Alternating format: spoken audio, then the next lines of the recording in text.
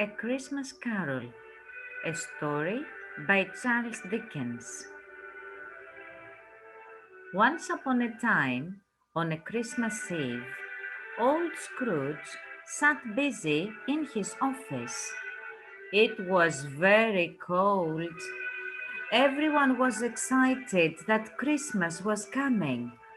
All the children were singing and dancing happily, and everybody smiled at them and wished them Merry Christmas. Everyone except for Mr. Scrooge. He shouted at children and told them not to make any noise. He was very mean, and whenever people wished him Merry Christmas, he said, "Bah! Humbug!" He even said that to his nephew Fred, who went to Scrooge's office to invite him to Christmas dinner. Scrooge shouted at his clerk, Bob Cratchit, as well. Scrooge lived all alone in an old house. When Scrooge went in his room and sat in his armchair, he heard a noise coming nearer and nearer. He realized that it was Marley's ghost, his business partner who had died, carrying a heavy chain. He told Scrooge, "I must wander through the world, and I wear the chains because I was so stingy in life. I only cared about business, but not about the people around me. Now, I am here to warn you. You still have a chance, Ebenezer. 3 spirits will come to you. Expect the first tomorrow when the bell tolls 1. Then it disappeared. Suddenly, the clock struck 1. Light flashed up in the room, and a small hand drew back the curtains of his bed. "Who are you?" asked Scrooge. The ghost answered, "I am the ghost of Christmas past. Rise and come with me." The ghost took Scrooge back in time to a place where Scrooge was a boy. Then the spirit took Scrooge to yet another place. Scrooge was older now and not alone. He was with a girl who had tears in her eyes. "Spirit," said Scrooge, "show me no more. Take me home. Why do you torture me?" Scrooge woke up in the middle of the snow, just before the clock struck 1 again. He sat up in his bed and waited for the second ghost to come. And there it was, the ghost of Christmas present. The ghost took Scrooge to Bob Cratchit's house, a very poor little house. In the kitchen, you could see Mrs. Cratchit preparing Christmas dinner. Her children were cheerfully running around, and Bob Cratchit came in with Tiny Tim upon his shoulders.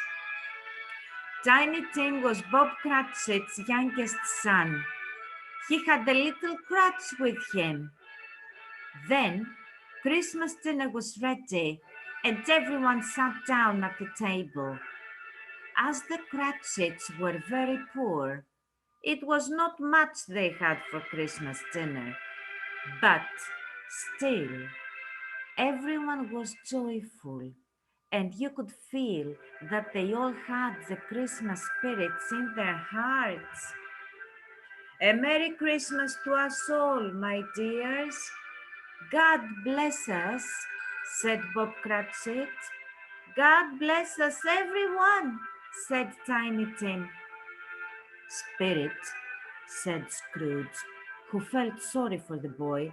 Tell me if Tiny Tim will live.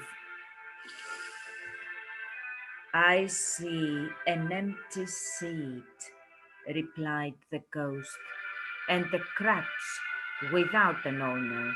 If these shadows don't change in the future, the child will die. This made Scrooge very sad, but the spirit went on and took Scrooge to his nephew's house. The bell struck 12. The ghost of Christmas present disappeared, and at the last stroke of the bell, Scrooge saw the third ghost coming towards him. Slowly and silently, the ghost came nearer. It was very tall and wore a deep black piece of clothing which covered its whole body and left nothing of it visible but one outstretched hand. Are you the ghost of Christmas yet to come? Asked Scrooge. I fear you more than any other spirit. The ghost did not say a word, and Scrooge was really scared. They wandered through the city, and Scrooge heard some men talking about the person who had died. Scrooge knew the men and wanted to find out whom they were talking about. But the spirit moved on. The spirit stood among the graves and pointed down to one. Scrooge slowly went towards it and, following the ghost's finger, read upon the stone of the grave his own name, Ebenezer Scrooge. Spirit, Scrooge cried, hear me. I am not the man I was. I will not be the man I must have been so far.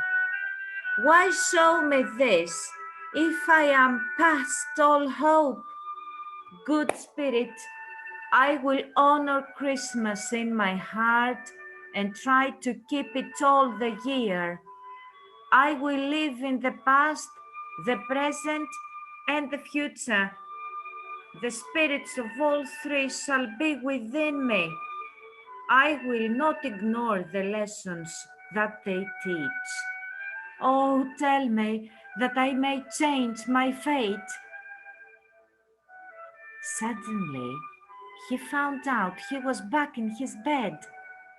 He quickly got out of bed, ran to the window, opened it, and put out his head.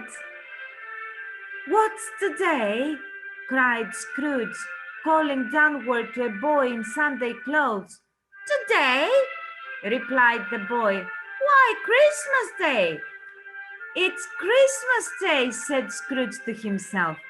I haven't missed it. Hey, boy, go and buy the biggest turkey you will find and get it to the Cratchit's house. In the afternoon, he went to his nephew's house.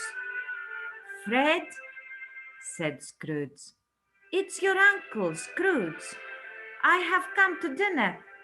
Will you let me in, Fred? Of course, Fred let him in. It was a very hearty welcome, and they all had a wonderful party. Scrooge was early at the office next morning, and Bob Cratchit was a little bit late. "Hello," growled Scrooge in his usual way.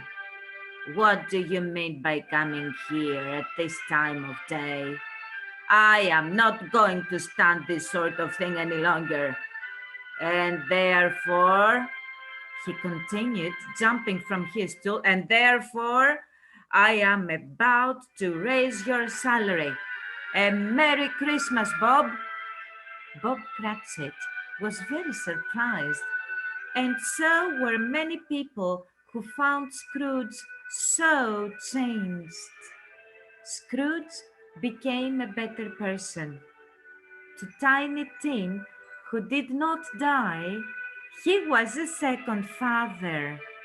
Scrooge became as good a friend, as good a master, and as good a man as the good old city knew, or any other good old city or town in the good old world.